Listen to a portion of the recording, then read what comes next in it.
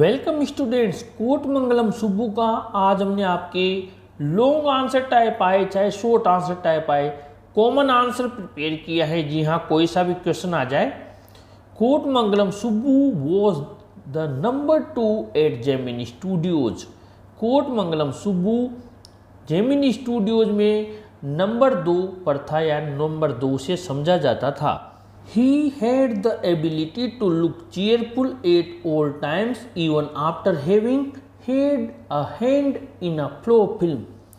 उसमें हमेशा प्रसन्न रहने की सामर्थ्य थी सभी परिस्थितियों में, फिर चाहे उसने किसी असफल फिल्म में अपना हाथ क्यों न रखा हो।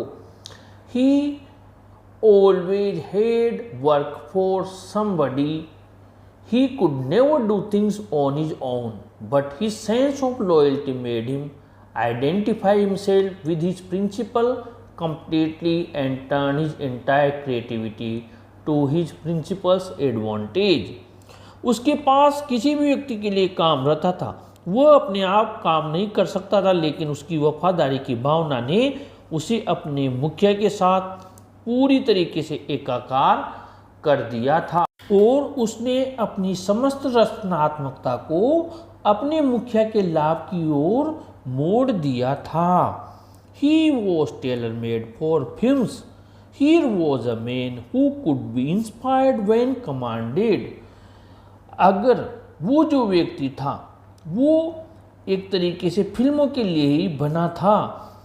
जो सुब्बू के बारे में बता रहे हैं कि जेमिनी स्टूडियो में जो सुब्बू था वो फिल्मों के लिए ही बना था।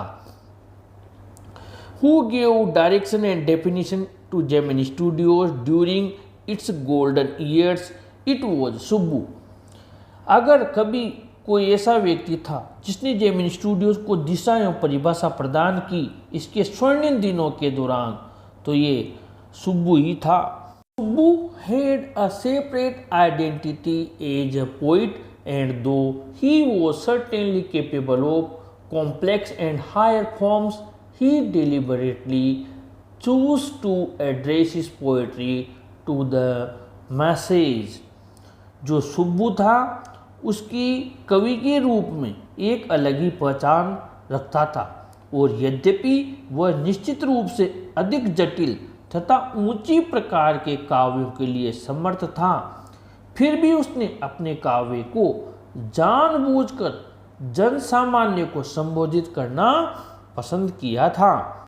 He composed original story poems in folk refrain and diction and also wrote a sprawling novel Thilana Mon Number with dozens of very deftly etched characters. यहाँ पर आगे कह रहा है उसने लोक संगीत एवं शब्दावली में कई सारी सच्ची मौलिक कथात्मक कविताएं रची और एक विस्तृत उपन्यास थिलाना मोनम्बल लिखा जिसमें दर्जनों कुशलतापूर्वक तराशे हुए पात्र हैं। He quite successfully recreated the mood and manner of the Devdasis of the early 20th century. उसने बड़ी सफलतापूर्वक आरंभिक 20वीं शताब्दी की देवदासियों के भाव व तौर तरीके पैदा किए। He was an amazing actor. He never aspired to the lead roles, but whatever subsidiary role he played in any of the films, he performed better than the supported main players. वो आश्चर्यजनक अभिनेता था। उसने कभी भी मुख्य भूमिका की चाहत नहीं की, परंतु जो भी सहायक भूमिका उसे फिल्मों में मिली उसने मुख्य कलाकार समझे जाने वालों से बेहतर प्रदर्शन किया। He had a genuine love for anyone he came across, and his house was a permanent residence for dozens of near and far relations and acquaintances.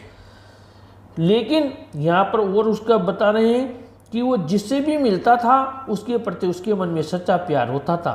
उसका घर दूर तथा पास के दर्जनों जान पहचान के लोगों व मित्रों का स्थायी निवास होता था। It seemed Against Subbu's nature to be even conscious that he was feeding and supporting so many of them. यह सुब्बू के स्वभाव के विरुद्ध प्रतीत होता था कि वो इस बारे में सचेत भी हो कि वो इतने लोगों को भोजन करा रहा था अथवा उनको सहारा दे रहा था। Subbu was such a charitable and imprudent man and yet he had enemies.